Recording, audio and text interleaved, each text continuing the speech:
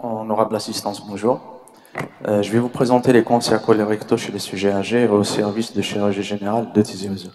Donc, sans vous rappeler que le cancer colorectal est la deuxième cause de décès par maladie néoplasique chez l'homme et la troisième chez la femme. L'espérance de vie en Algérie, elle est en augmentation. Elle est estimée à 76 chez l'homme et 79 chez la femme, données de 2019. Ce vieillissement de la population entraîne forcément une augmentation des taux de cancer à opérer chez le sujet âgé. On peut retenir qu'un individu sur deux sera opéré dans les années qui lui restent à venir après 65 ans. Plus de la moitié des cancers colorectaux sont actuellement diagnostiqués chez les sujets âgés, avec une moyenne de 70 ans chez l'homme et 72 chez la femme. Ce cancer prend la deuxième place chez l'homme âgé et passe même devant le sein chez la femme âgée. Il faut retenir des particularités chez ces sujets âgés propres à eux, à savoir un retard diagnostique, de risque de mortalité périopératoire augmenté dans cette tranche d'âge. Les caractéristiques physiques, métaboliques et socio-environnementales qui doivent conduire à adapter leur prise en charge. En moyenne, 7 pathologies chroniques sont retrouvées chez ces patients avec 2 prédominantes.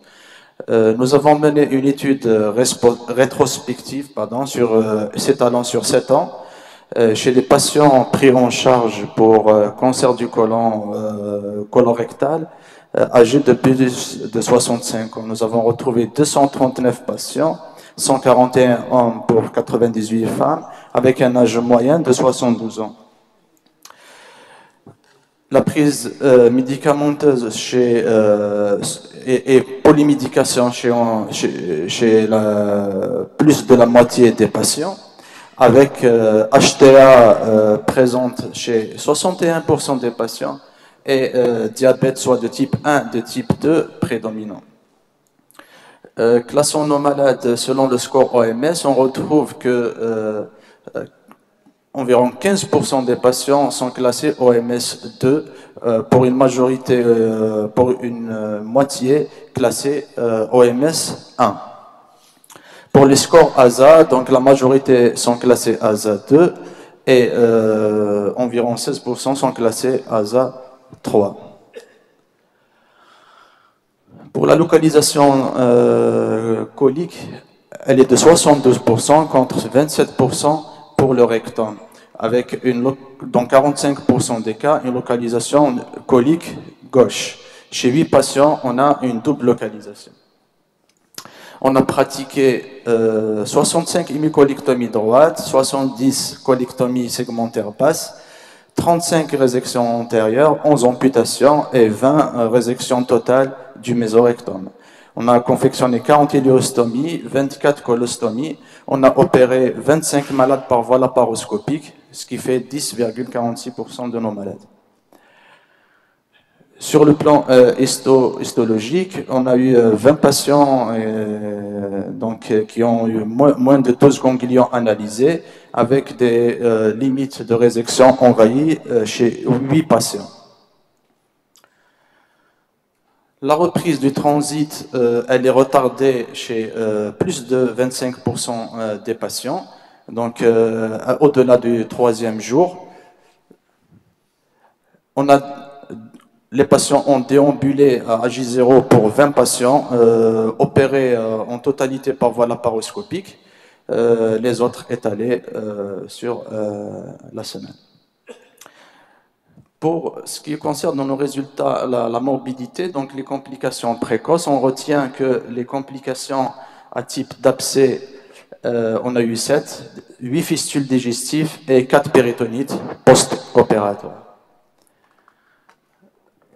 Selon la classification de Clavien et d'Endo, on a eu 14 patients classés 3A et 6 patients ayant nécessité une reprise chirurgicale classée 3B. Ces 6 patients ont repris chirurgicalement concerné 4 péritonites post-opératoires et 2 saignements post-opératoires. Nous déplorons malheureusement 7 patients décédés, 2 par péritonite post-op et 5 complications médicales.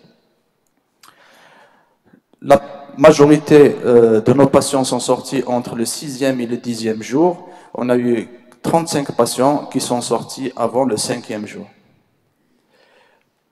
Donc, plusieurs méta-analyses ont démontré que la mortalité post-opératoire précoce augmentait avec l'âge. Elle est multipliée par 1,8 chez les patients de 65 à 74 ans et par 6,8 chez les patients âgés de plus de 85 ans.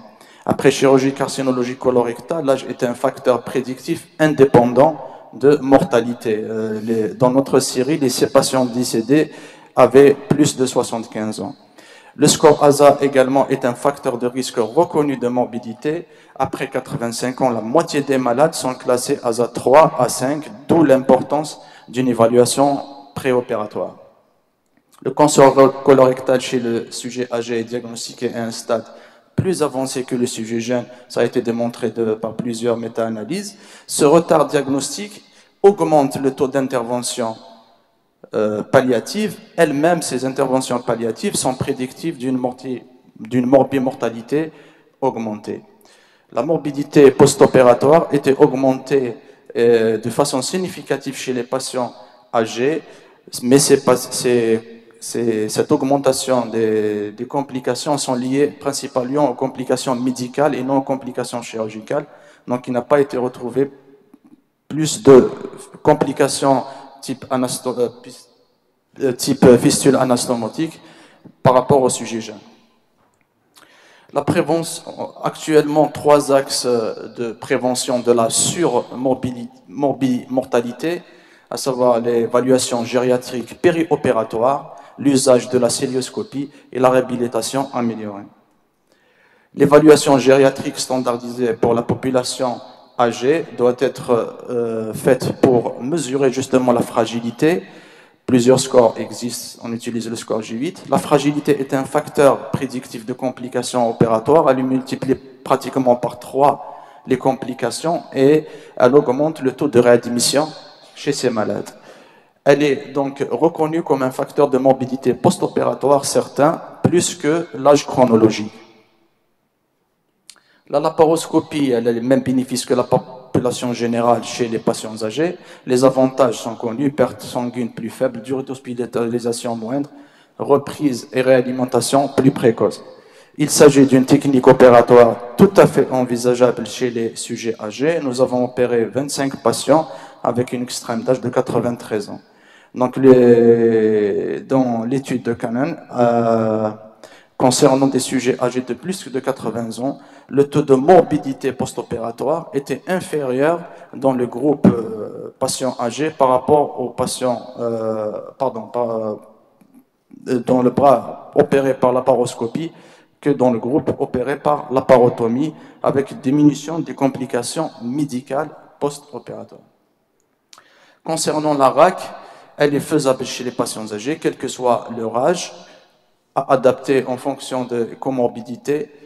L'efficacité de la RAC a été évaluée par 3 études randomisées et qui ont conclu un avantage de la RAC pour la durée moyenne du séjour, une diminution significative du taux global de complications, et ces 3 études ont retrouvé une diminution d'environ 47% de la morbidité post-opératoire selon la classification de Clavien et d'Endo. Donc pour terminer, je vous dirais que l'âge chronologique ne doit pas être un facteur limitant de la chirurgie. Les patients plus âgés ont tendance à moins être opérés de cancer colorectal que les patients plus jeunes. 4% de patients de moins de 64 ans ne sont pas opérés pour cancer colorectal, contre 20% chez les patients âgés de plus de 85 ans et 11% chez les patients âgés de 75 à 84 ans. Pour améliorer les résultats, il est indispensable de diagnostiquer plus précocement les tumeurs.